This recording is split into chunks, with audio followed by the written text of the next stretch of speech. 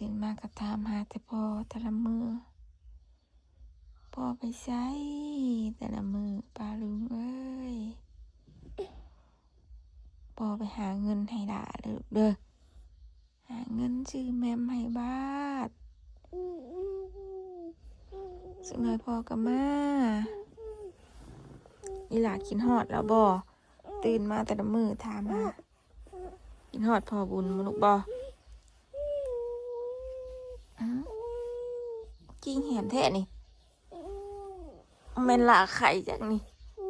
กิ้งฮอดแท้นี่บ่เจ็บแขวอยากบ่แขวว่าจะออกอยากบ่บ่มึงอะแขวอายมึงอะอ้าวอยู่แขวลูกสิออกจากคือกิ้งหัวห่อน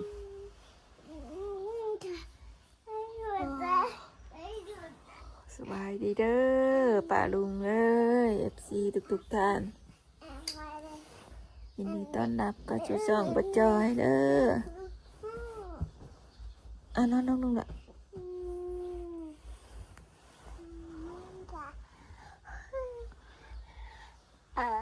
ไม่นะผ่าเนี่ยตุ๊บมาหนาวแท้อันนี้เย็นจ้อยนี่เย็นก็ฮอดกระดูกนะลูก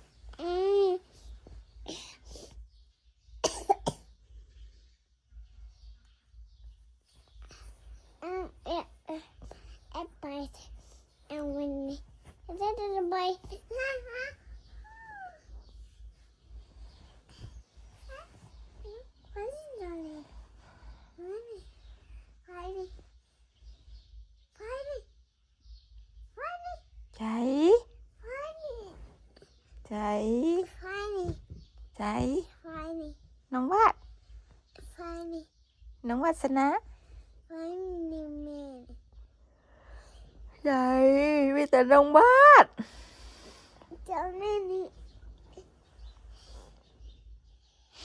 น้องวาสนาหนาววะลูกหนาววะอากาศหนาวป้าลุงเอ้ยตื่นมาค่ะพ่อเพิ่นนอนน้ำหลายมื้อนี่ถามมาแต่พ่อพี่น้องเนาะตื่นมื้อเช้ามาถามหาแต่พ่อบุญกินฮอดพ่อบ่บ่หรอกกินฮอดเอาบ่รอดพ่อบุญบ่ป้าเอ้ยลูกกินฮอดตัวลูกกินฮอดเด้อพ่อเอ้ยเบิ่งแม่จับเบิ่งหัวอุ่นห้องแล้วไหมจะห้องแล้วไหมเฮ้ยจะกินฮอดพ่อค่ะ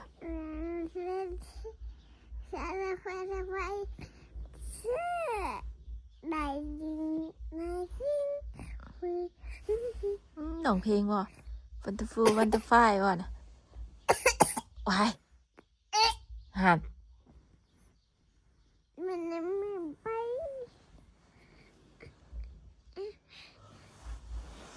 หนาวเลยว่ะเด้ไม่จอยหนาวให้ยี่ดีว่ะเลย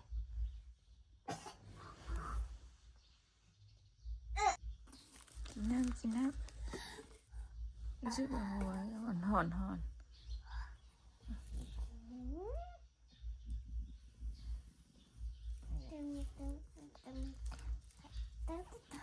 กินได้ไหมลูกกินไหม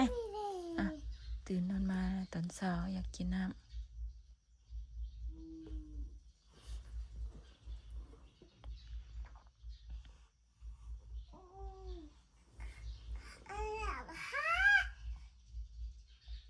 กินได้ดิลูกหิวบ่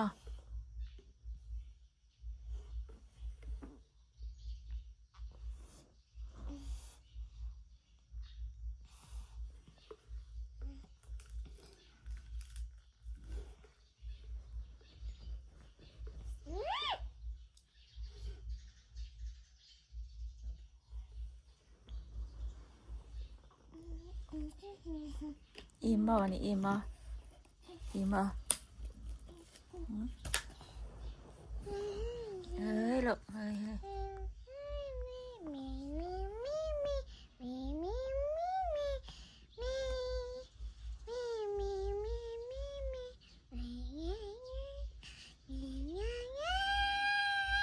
ห้องพ่ออยู่บ้านได้แล้วบ้าน จ๋าจ๋า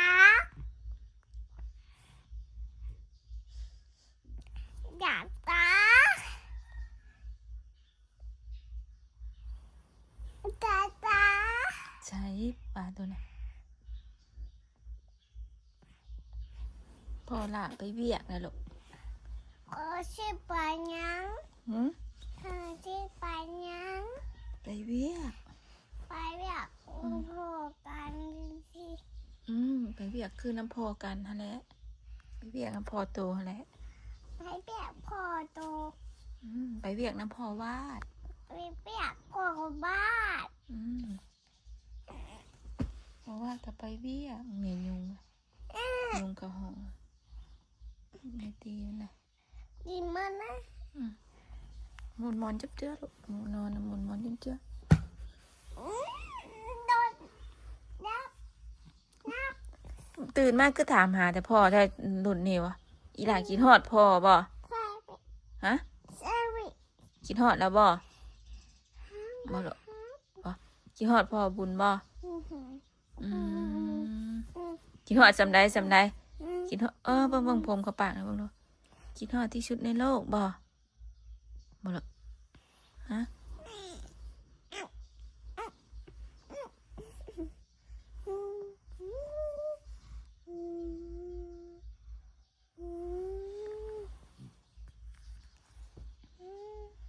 กินฮอดพ่อบุญบ่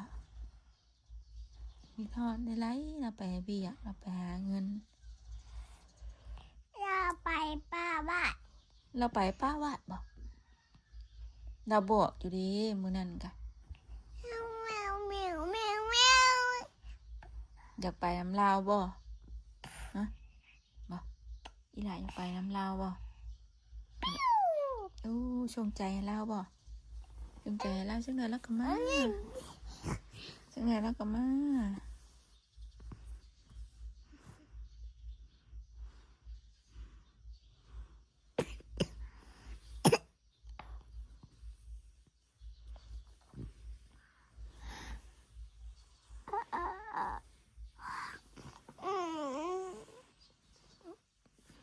ตื่นเช้าไอ้ดิมื้อนี้บ่เนี่ยโอ้ยอากาศเย็นเขาฮอดกระดูกโอ้ยหนาวอยู่ประเทศที่นอนหนาวอยู่บ่ได้ดอกพี่น้องประจอยเนาะที่จำที่ยิ่งหนาวแบบสั่นทด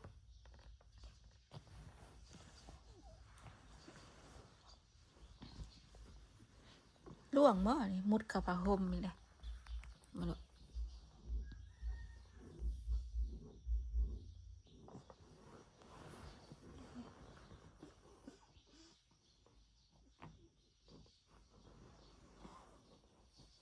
มานะกินข้าวบ่ลูกกินบ่ฮะกินบ่แม่สิเฮ็ดให้กินนี่อีหลาออกมาติอีหลาอยากกินหยังเด้แม่สิเฮ็ดให้กินนี่ฮะ อยากกินเปียกแม่ อยากกินเปียกบ่ลูกบ่โอเคแล้วแม่สิเฮ็ดให้กิน อยากกินหมูอยากกินคุกเป็ด อยากกินข้าวเปียกโอเค อยากล้างเรียก หืม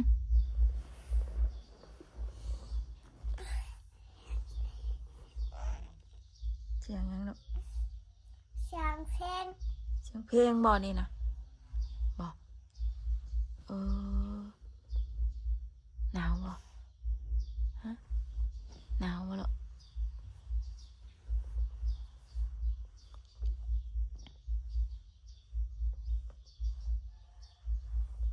หัวสีอุ่นๆได้นี่หัวสีเห็ดไข่อันต่ำได้นี่ บาดปวดหัวบ่ลูกฮะบาดเป็นไข่อะไรนี่นะหัวหอนหน่อยนึงนี่มึงหาแม่อาปากแม่มึงยกเขียวออกจากหัวแหมครั้งนี้เนาะครั้งนี้ก็ไม่ได้ออกเติ้งได้หรอกเติ้งได้มึงหาแม่มึงข้างเติ้งได้อาปากมึงเขียวออกอีกบ่วะจำเขียวออกเลยหัวอยากแหมมันห้อนอันนี้จำเขียวออกเขียวมันออกเลยหัวห้อน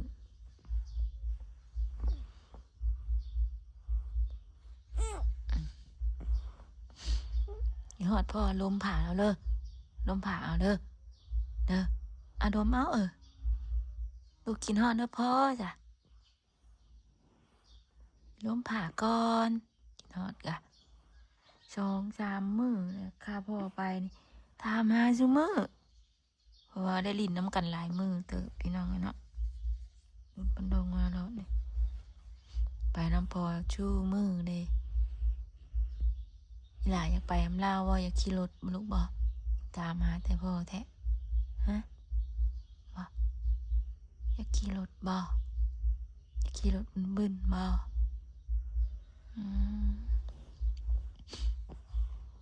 ตื่นมาแล้วพ่อไปปะติลูก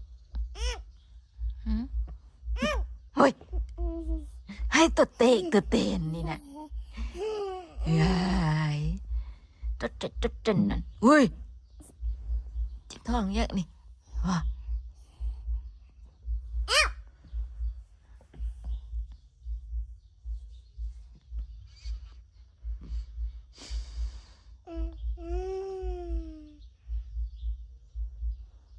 เสียงเพลงอะไรใช่หรอ เสียงเพลงป่า ฮะ ป่าบอยอยู่ช่ ป้าใส ำป่านี่ป้าอันไหนป้าอันไหน ป่าไปแล้วคง ป้าบัวนะบอกป้าใสลูก ป่าว่าไปใช้ ป้าบัวอยู่เฮือนพอตู้บ้านได้อยู่ใสพอตู้มีตู้บ้านอยู่ใส แก ฮะอยู่ใสมาแล้วอยู่นะบ้านกินหอดก็ไปหาด้อยพอตู้มีตู้นะอยู่นะบ้านกินหอดแล้วบ่ฮะ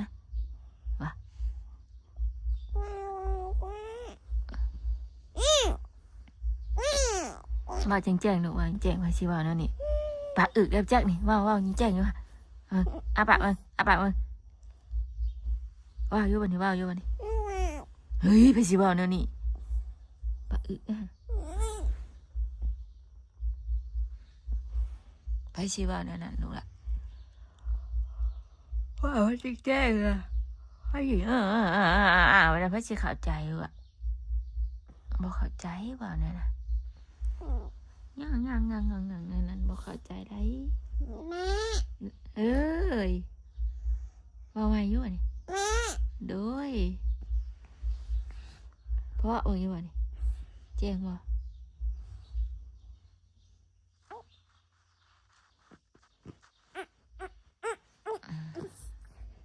บ่ได้ เบิ่งไม่ออกฮะ แบบนี้ได้โน่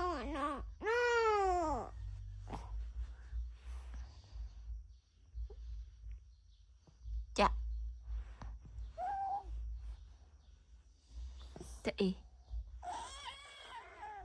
มึงขี้ดังรุนปลอยอยู่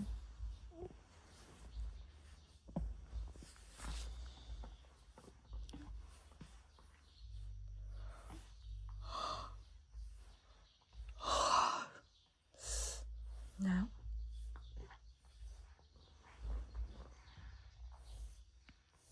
าวแห้งเนาะลูกเนาะหนาวกูตะเก้าอีกพี่น้อยจักองศาวะพี่เย็นแห้งเด็ดเย็นที่สุดเลย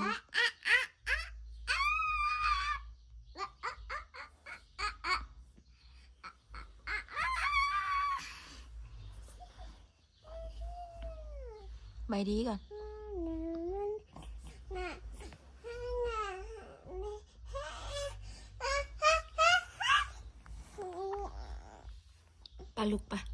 ช่วยหนาปะไปช่วยหนาปะมาดูปลามันแจ้งนะปะดูขี้นอนอยู่นี่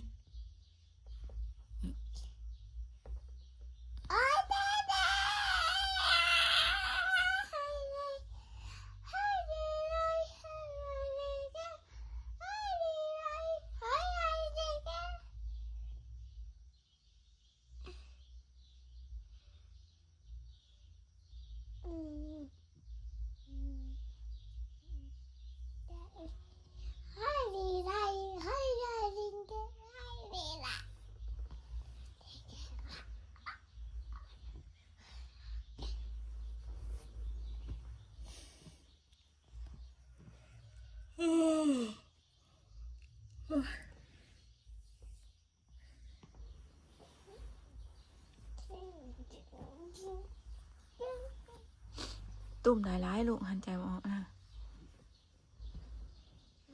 เนาะเห็นว่ากะตุ่มกวมหัวรถเพิ่นน่ะคนใหญ่ตุ่มผ่าเป็นตุ่มผ่ากวมหัวรถ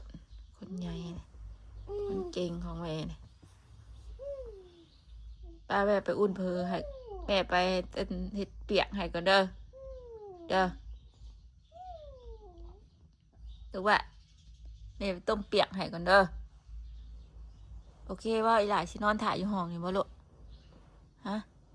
ดูสิไปน้ำแม่บ่มาน้ำแม่บ่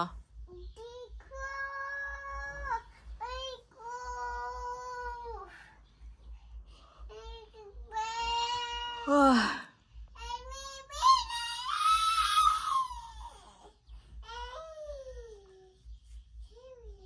น้องวะไปลูกไปมันยังคือเห็ดนั่นเลยเชื่อนะเอามาลิดเห็ดยังเลย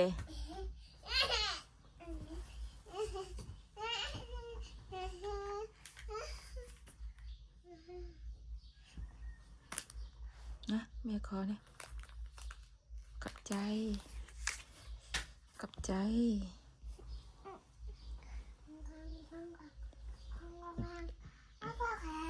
อีหลานนอนถ่ายไว้เสร็จเด้อได้ยินว่าแม่ว่านะแม่ไปเฮ็ดกับข้าวให้ก่อนเด้อลูกเด้อแม่ไปเฮ็ดกับข้าวให้บ้านก่อนเด้ออีหลานนอนถ่ายอะไรบ่ฮะ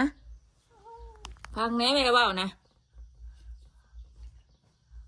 นอนบ่ให้แกะเลย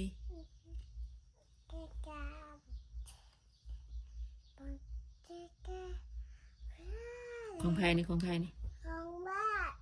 โมเมนของไผ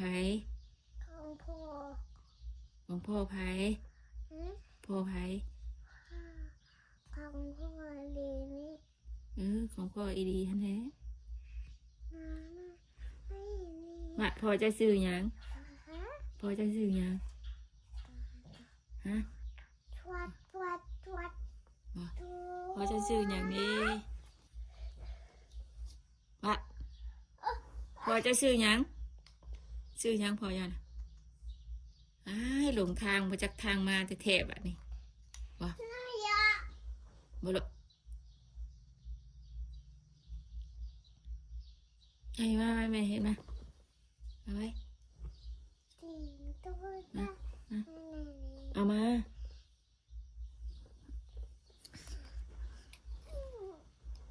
เอาวะน้องวะหันหน้ามาพี่สิถามนี่หันหน้ามาพี่พ่อจะซื้อยังวะฮะพ่อยังวะฮะเอาว่าจึงแจ้งลูกว่าจึงแจ้งพี่บอกเข้าใจเปล่านั่นนะบอกเข้าใจชื่ออย่างนี้นี่ชื่อซ้ำโด่งทางมาจากทางมาแท้ๆนี่นะ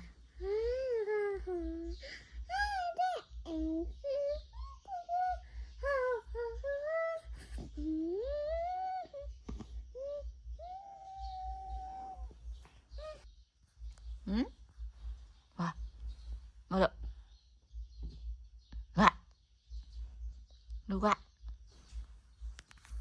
ลูกกัสนาลูกกัสนานอนถาเด้อจันเด้อนอนถานี่เด้อวันแม่เฮ็ดแล้วแม่สิมาเอาเด้อเด้อแม่ไปกับข้าวให้มาเด้ออย่าหายได้อยากออกไปเด้อออกไปเด้อได้ยินบ่แม่ว่านะฮะได้ยินบ่รวยเด้อบ่เข้าใจว่าแม่ว่านะ จะย้ายไปยิงไปอะไรโอ้ มีหยัง เจอชับ โทรศัพท์บ่ ให้น่ะ เอาลองเพลงยิงกระเบลให้ฟังหน่อย กินกาเปลจิ้งกาเปลจิ้งกาเปลจิ้งกาเปล โอ้จิงกระเบลจิงกระเบลจิงก็โอระเบล จิ้งกาเปลจิ้งกาเปลจิ้งกาโอเลยเบล อืมเพลงคิดมากป่ะ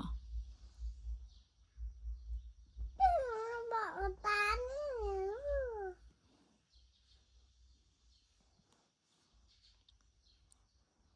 กี่หอดพอแห้งเลยดิตื่นมาดมมอนกับดมผ้าห่มนี่เอ้ยมาเลยไปปะบะอีกแล้ว แต่ละมือตื่นมาถามหาพอเห็นกันไปปะมาอีกแล้วเอ้าพอไปเวียดเนาะเราบ่ไปปะเราไปเวียดเดี๋ยวยังชิมาอยู่ยังชิมาหาว่าอยู่เลยลูกเด้อพอดีดมตดแล้วเด้อเด้อจ้ะดมตดเลยจังหมกขี้หอดนั่นเลย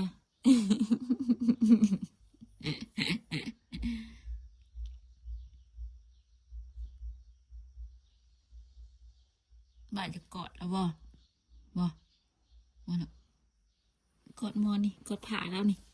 กอดผ่าแล้วนี่ค่ะเอาอืมอืมจุบผ่าเลยเด้ออยากจุบเราก็เด้ออืมเรายังสิมาอยู่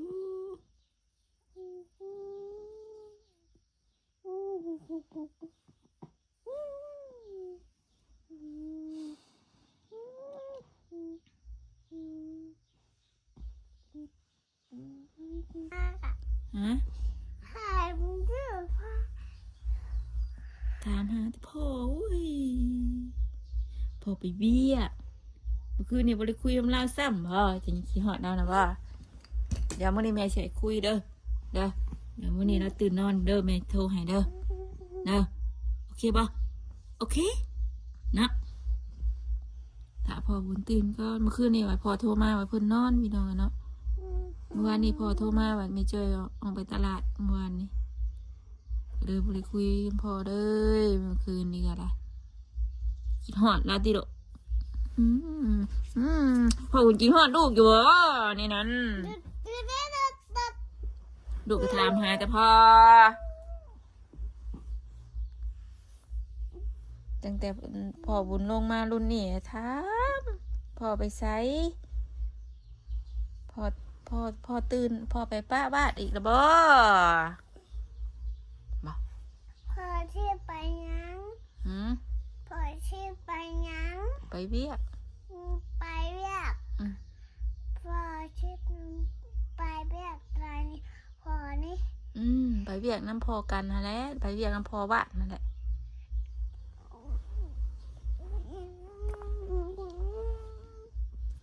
นี่ไรบ้านอยากไปน้ำพอว่าแจ้งตักอึกได้ฮะว่าแจ้งนู่นแหละเบาไรได้ฮะเบิ้งอย่ากัดผ่าเด้ออย่ากัดเด้อเจ็บคอเด้อไอเด้อมีพยาธิเด้อนี่เด้อไผสิเห็นใช่แม่กระดุมเสือรุดเด้อนี่ใช่ลูกใช่เป็นบ่นี่ใช่นี่อ่ะนี่โหนี่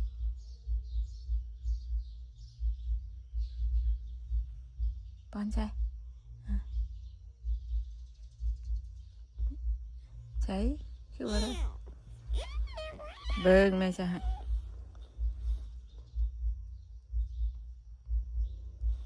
จะติ้งเบิ่งใช่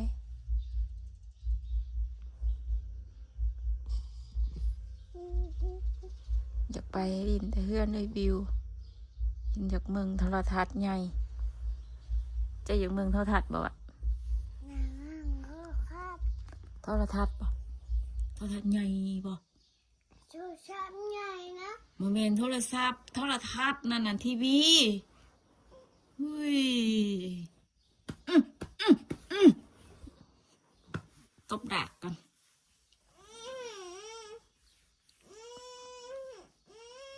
คันบ่เมกะให้คันบ่ฮะ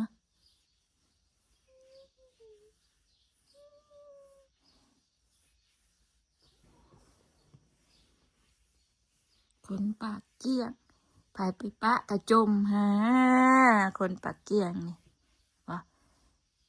สมมติว่าแม่ไปปะกะแม่ไปปะลูกอีกแล้ว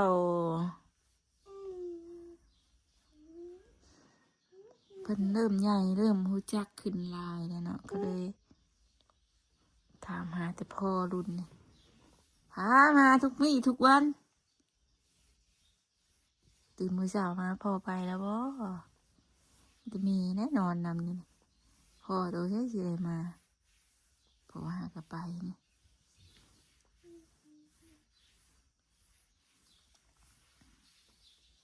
พ่อจะซื้อยังวะฮะมาแล้วหลงทางจักทางมาแล้วนี่เพิ่นมาชงถือบ่ถือเคลื่อนแน่นี่นะอยู่เพื่อนพ่อบุญเถอะแล้วแบบเด้ออยู่บ้านไหนวะนี่ฮะบ้านอยู่บ้านไหนบ้านยังบ้านโจกบ่ฮะอยู่บ้านโคกได้หรือบ้านโคก